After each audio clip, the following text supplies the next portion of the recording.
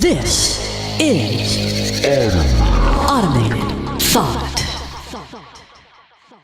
Hey, does anyone else remember the Tea Party? I know, it's pretty 15 minutes ago, isn't it? Back then, the people who were a part of the Tea Party, they claimed that they were pursuing a set of concrete principles, clear goals that they wanted to achieve. They wanted the repeal of Obamacare, they wanted lower taxes, they opposed gay marriage, all that stuff. To those of us on the left, we pretty much figured that it really wasn't about principles so much as it was about a huge, overblown, emotional reaction to the election of Barack Obama. One that was fueled by fear, racism, paranoia, and the general fear of change. Looking back, I think we were right. Nowadays, you don't have to look too far to read a bunch of scholarly articles about how Trump voters are primarily motivated by humiliation, the feeling that they've been cast down, snubbed by the elites, and that they're erupting in rage and resentment at all the snoots who think that they're better than everybody else. With a GOP Congress that's unable to act on almost anything, and with Donald Trump's presidency collapsing all around him, it's no longer about any sort of principle or any sort of clear goal in what they want the government to be. All they really have left at this point is to scream, "Fuck you, we won, you lost," over and over again. All they really have left is their emotional attachment to Trump, and they love the fact that he supposedly pisses off liberals. Which, you know, he does. But when I look at the Twitter feed of some of the conservatives that I follow, Jimmy! all I see from them is emotionalism. Every single thing they post is about pissing off liberals. It seems undeniable. It seems undeniable to me that the emotion to which they are addicted is this angry but triumphant feeling that somehow, whatever they write, whatever happens in the world, that somewhere a liberal is unhappy. They're completely focused on us above everything else. I mean, take this thing with Kid Rock saying he might run for Senate. I go look at the Twitter feed of my old conservative friend, Jimmy! and of course I'm going to see these little pictures. Liberals are pissing their pants. Kid Rock is triggering liberals. Triggered. Ugh, I hate that word. And if you ask me, you're only allowed to say that someone is triggered if you actually have evidence of triggering. For instance, if you have a video of some social justice kid freaking out and screaming at the top of their lungs that the prospect of Kid Rock being in the Senate makes them afraid to leave the house, then fine, they're triggered. But it seems that most times they accuse liberals of being triggered when no actual triggering has happened. And you can't do that. You can't claim a preemptive trigger. And being triggered is not the same as expressing normal disdain. When someone says, "Hey, I don't like Kid Rock. Kid Rock sucks. What the hell does Kid Rock know about being a senator?" This is the last thing we need, just some dumbass celebrity thinking he has a role in government. Oh, is Snowflake triggered?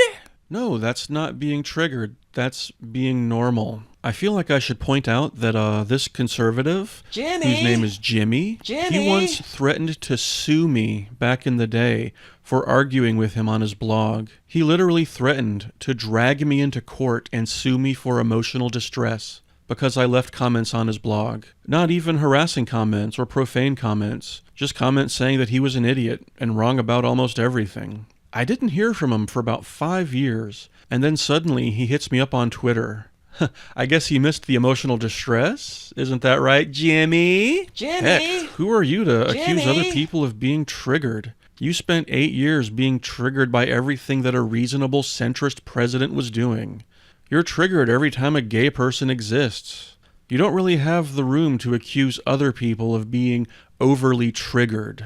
Now, to be fair, it was the far left that began the misuse of the word trigger. The first time that some college kid said that they were triggered by something, not because they had actually suffered some kind of abuse in their past, but just because they didn't like something, that was the start of the hideous process that ruined the word for all times. I remember way back in college, I was taking a Greek mythology class, and some girl said that she was upset that we were studying this pantheon of gods that was led by Zeus, and that Zeus had a lot of sex with a lot of women, and not much of it was consensual. The teacher, who was a woman, She said that she felt it was fine, and she even hinted that she had kind of a Zeus fetish herself. This was back in like 2001, and the world's changed a lot since then.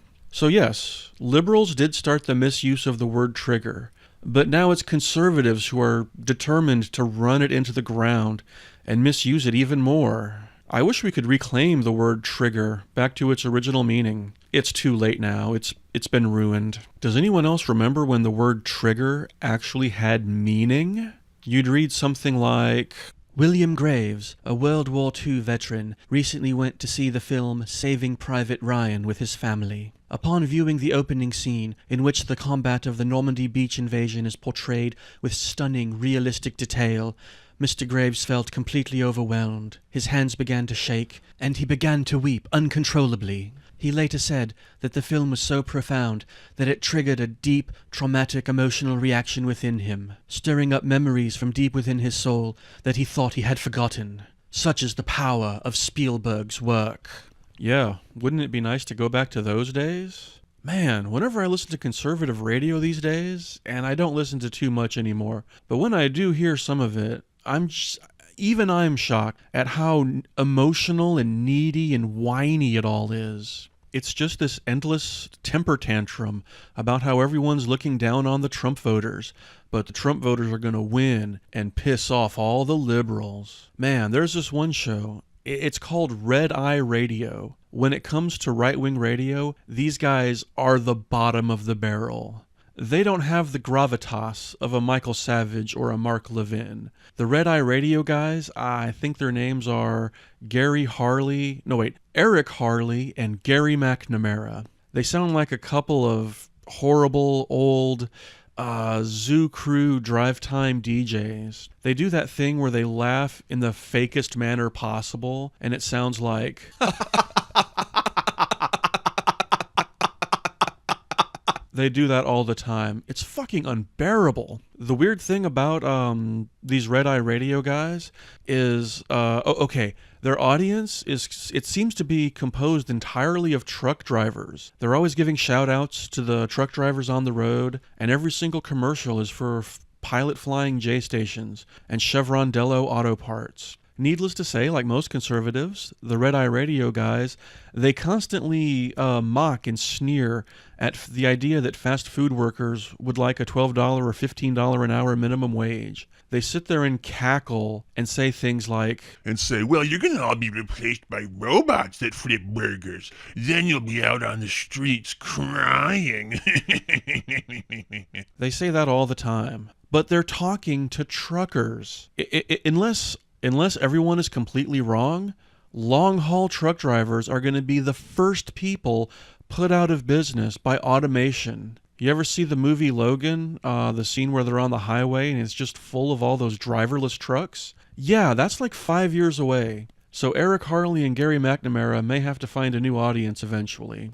But anyway, I heard this one little story a couple months ago, and it was so incredibly dishonest and horrible and emotional that I feel the need to talk about it. And the reason it stuck out to me was because I had read this article beforehand. It was basically some sort of vaguely scientific article claiming that humanity needs to stop wasting so much time and money cultivating iceberg lettuce. Because iceberg lettuce, it has no nutritional value. It's just water and some cellulose and a little bit of fiber, but not really any nutrients. But Americans put iceberg lettuce on everything just because we're familiar with it. And it's almost logistically, it's senseless to spend all this money, all this water, all these resources growing iceberg lettuce, transporting it, chopping it up, and putting it on our hamburgers when it's essentially useless for anything except texture. And the point of the article is that we should switch over to more healthy greens like spinach or kale or, that baby spring mix that comes in the store. That was the point of the article. But apparently, someone at the Red Eye Radio program read it. This was their take on it. Now, I can't find the original clip. There's no way I could track it down. So what I'm going to present to you is a paraphrase. It's my approximation of what the Red Eye Radio guys did with this article. Because I couldn't believe it. It was so bad. Hold on. This is what it sounded like, to the best of my memory.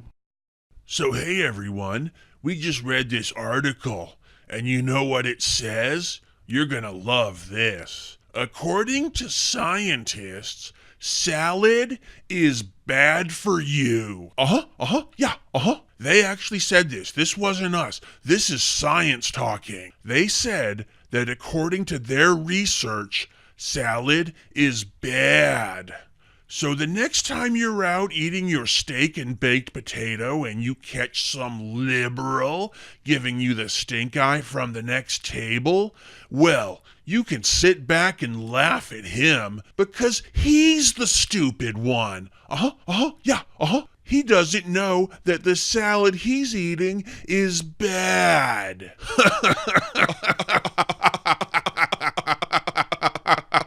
And I heard that and I thought, Jesus fucking Christ. Can you imagine that mindset of being such an emotional baby that just the fact that healthy food is healthy and unhealthy food is not, that triggers you and you need the Red Eye Radio guys to make you feel better about yourself by lying about this? Oh my God.